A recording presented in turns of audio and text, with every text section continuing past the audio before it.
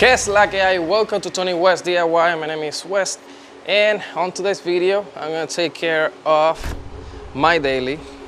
The RSX is not my daily anymore. I sold that car and it was painful seeing it going away.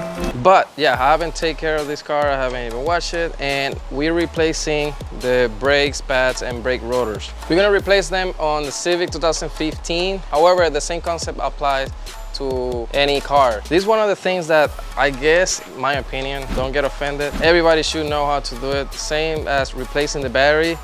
This is kind of the same thing. I needed to replace brake pads and brake rotors back in 2012. I didn't have any tools. Long story short, they wanted to charge me $800 for that. They wanted me to replace calipers, and after I said that was too much, all of a sudden the calipers were fine, and I only needed brake pads and brake rotor, which that's what I told them to replace. And brake pads are not expensive. Rotors are not expensive as well.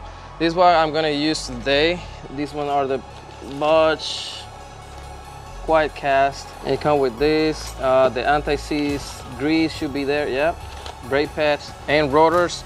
I bought these ones because these ones are painted and it prevents to get rusty on the inner side, that part and the top part. Again, these ones are not that expensive. I'm gonna post the link below. I got them in Amazon. So let's get started.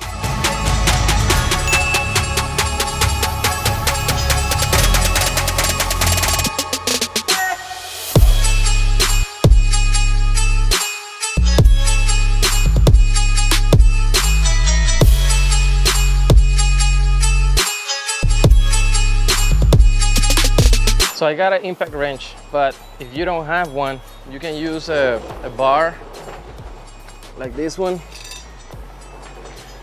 and make sure before you put the car on the jack stand, make sure you lose the nut a little bit, and then you put it on the jack stand, and then you take out the nuts. In my case, one of them was too strong for the impact, and I already had it in the air, so I told my kid to press the brake pedal, and then I was able to lose them out. By the way, these nuts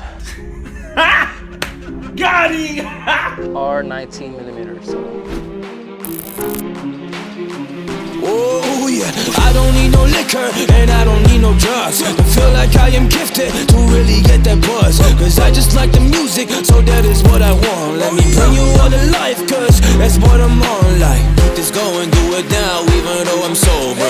Energy is crazy, yeah, I am taking over. I can really write these raps while chilling on the sofa, cause I am a monster and I came to take it over.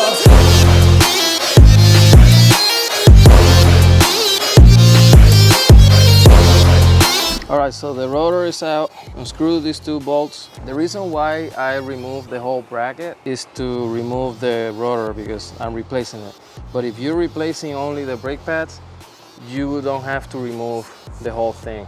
You just remove, I think these are 12 millimeter bolts.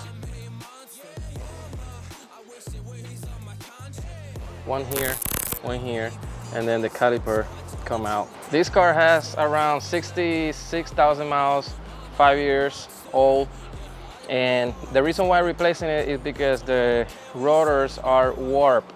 The reason that happened is because the rotor was too hot, and apparently I passed over water. For me, every time that I remove pads, I remove rotors. They're so cheap, but you don't have to. As long as the rotor is not warped or has like streaks and stuff, you can reuse them. All right, so let's talk about why the famous slotted and drill rotors works.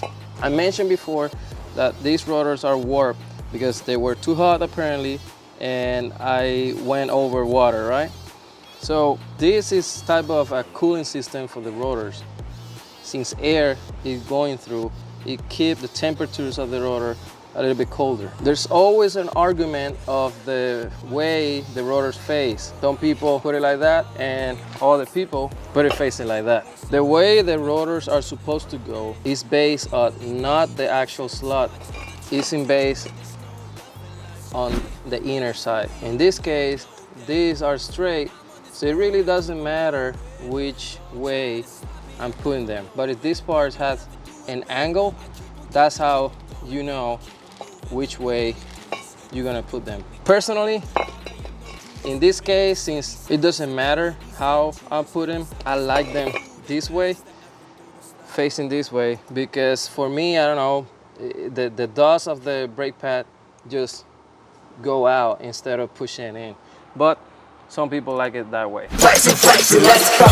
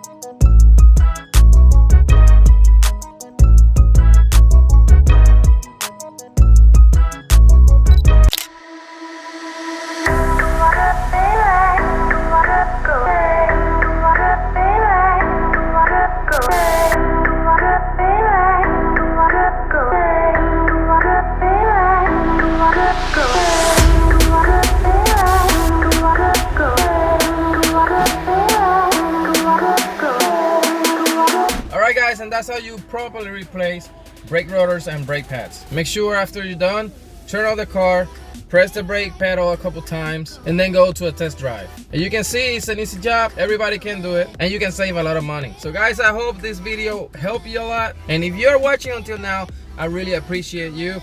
There's other ways to support the channel. You press like, comment, or share the video, or buy my t-shirts, link in my description, or even better, subscribe to the channel and press the bell button. Like always, if you have any questions, you can hit me on my social media account, Facebook, Twitter, or Instagram at TonyWestDIY, or by email at TonyWestDIY@gmail.com. Thank you for watching. Stay safe. God bless.